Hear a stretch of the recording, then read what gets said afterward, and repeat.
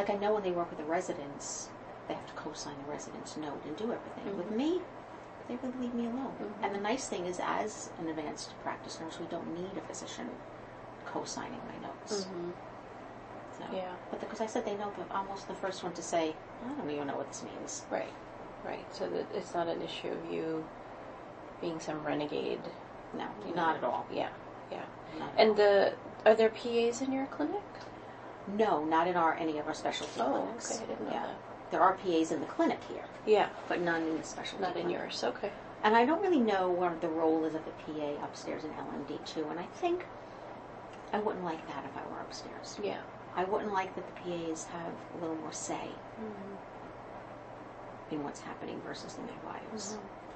Yeah, that's definitely been an issue. I mean come up. that would bother me Yeah. a lot. Yeah, because they're not trained. And No, and I've never been a fan of the PA. yeah. And it's a terrible thing. I shouldn't be that way to other allied health professionals, but they don't have the same training No. at all. Yeah. But I think hospitals get away with it because it's like cheaper, less malpractice. I Yeah. think it's been a big issue. In midwifery, I think there are a couple of hospitals who have had PAs catching babies forever. And I've always been, well, why the hell are you not hiring a midwife? Yeah. So that's definitely an issue. Absolutely. Yeah. Are there days where you just feel more satisfied or successful? Yes. What are those like? Absolutely. Even when my patient, who has got a terrible life, but she gave birth to a daughter and is a phenomenal mother, and this kid is adorable, but she's still having really dangerous, unprotected sex, and isn't just, I've treated her for syphilis numerous times, had to send her finally to ID clinic because I don't know what to do with her. But you know what, she calls me up all the time. If she does something stupid like having yet more unprotected sex with someone, she comes on in. And I'm still kind of a relationship. I still you gotta go to ID clinic because I don't know what to do with you anymore. When I say things to her when she shows me her latest guy who she's dating, and I'm like, really? Do you think he cares about you? I do talk to some of my patients like I'm your mother, and it's probably not a good thing. But when I talk to some of my young patients who are doing things I think are very dangerous, I tell them. And I tell them I would talk to my daughter the same way. And that's a good day. Or even a good day is when I get to say goodbye to a long-time oncology patient. Goodbye because they've finished their treatment? No, goodbye because I know it's the last time I'm seeing them. You know, been through some tough times. Yeah. But as long as I know that, you know, we did the best and, you know, it's a sad day but a good day. That, as weird as that sounds. How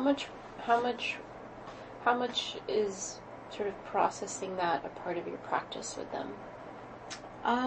It's hard. Some of my patients, as we get closer to the end, you kind of know it is. And you bring them in, you have the family visit. You know, we all cry. I'm a big crybaby with them. I just can't help myself sometimes.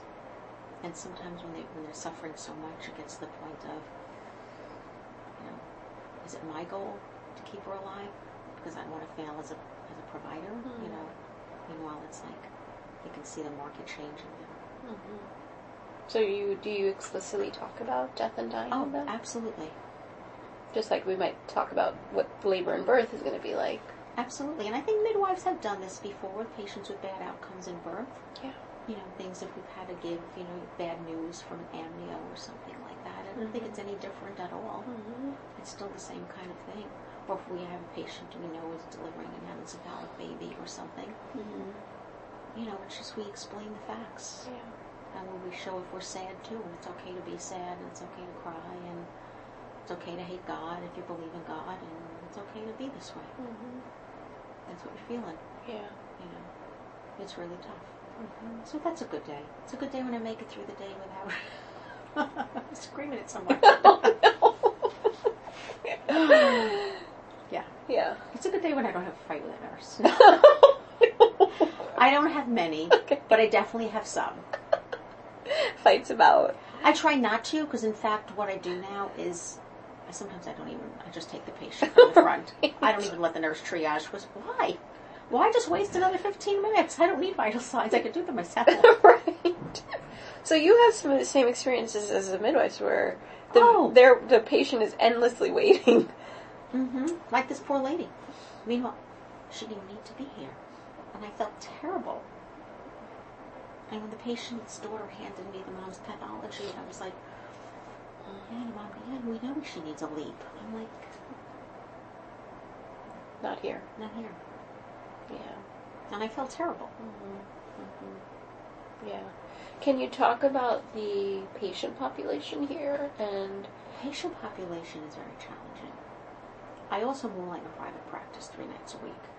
Very different. Not highfalutin, not like, rich lady private practice, working people private practice, teachers, just working people. And some of the patients here just are very frustrating. Some of the patients here, not just the language barrier, culturally it's frustrating. Some of these patients, culturally, they have to have lots and lots of babies, and even though they might be hypertensive, and it really is not healthy for either, and especially they get sent to me for infertility. I'm like, well, the reason you can't have a baby is because you're really obese, and that's why you're not getting your period, and they don't want to hear that, and they just want a pill. And I'm like, I'm sorry, I'm really not going to help you. The new guidelines, by the way, for American Society of Reproductive Medicine are not to start fertility until patients have gotten to an optimal weight. Because most of these women, and another thing that makes me happy is when one of these women actually listens and loses a couple of pounds, has a period, and gets pregnant. And it's a beautiful thing. Because they listen to me. I said, I know you don't want to hear this, but you have to change your life. So that's very frustrating. That is very frustrating. Because I get a lot of that with infertility. Because a lot of these women have metabolic syndrome. And that's why they're not getting the periods. And they change their lifestyle. They lose a little bit of weight. Not a ton of weight, a little bit of weight. They get a period and they get pregnant. So it's very frustrating when they come back and they haven't done anything you ordered for them. Like, so why am I here? Like, you didn't do the labs. Your partner didn't get a semen analysis. Yeah. How much of that is sort of their lack of literacy, maybe, around health, or it's part of it is some of these people come from parts of the world culturally where they get a pill. They go to the doctor and they get pills, and that's exactly what they want here. Right. It's in a way disempowering, right? Totally. Well, these are women who are mostly from Southeast Asia. Yeah. And they go to the doctor and they want a pill for everything. They don't want to hear it. They don't want to be educated. They just want a pill. And it's really frustrating. Yeah. And it's like, you came here, you haven't, I try to make a contract. You're going to lose, nothing outrageous, you're going to lose 6 pounds in 3 months. It's 2 pounds a month. That's not a lot. You send them to a nutritionist. We talk in detail about what carbohydrates are and what fats are and what proteins are. And they come back and nothing's changed. Do you think poverty impacts their health? No. And I don't want to get political. But these are people who come here, not speaking a word of English, and get on the system. Yeah, because they're most... and that really bothers me. But everyone in your clinic, from the data, everybody's Medicaid eligible, right? It's different GYN, though, isn't it? GYN is different, yes, than OB. Right. And I don't know how some of these patients have straight Medicaid, which is like the gold card. Right. It's like, you don't speak a word of English, you do not work, and your kid's in Harvard, and I'm working 6 jobs to put my kid through college. Something's not right here. So this job definitely has changed me politically, and I don't like it. I used to be super liberal. My kid is a super liberal, and she can't believe the things that come out of my mouth sometimes. And he can't believe the things that come out of my mouth sometimes. You feel like it's made you more conservative. Totally. It's frustrating when you're trying, and I'm really trying to help them, and they're not trying to help themselves. I had a patient this morning. I said, this works both ways. I can't just help you. I'm not going to get you pregnant. It goes both ways. Like, you didn't do anything I told you to do. Yeah. That's hard. It's very when hard. They really just want to get pregnant. And that's all they care about. Right, but they don't do anything. They don't understand why they're not getting the period. Right. Like, your insulin level is really high. Yeah. And and forget the baby. This is just not